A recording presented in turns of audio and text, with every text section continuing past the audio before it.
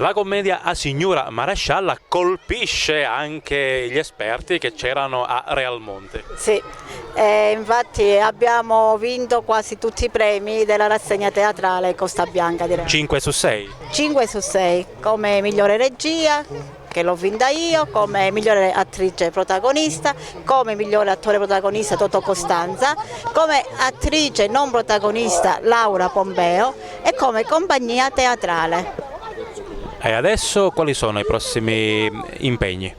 E il 21 di settembre ritorneremo alla Costa Bianca, al Teatro Costa Bianca con i Sigilli della Terra d'Amuri di Dolori in collaborazione con Franco Di Salvo, con Nene Sciortino, con il gruppo musicale di Apason.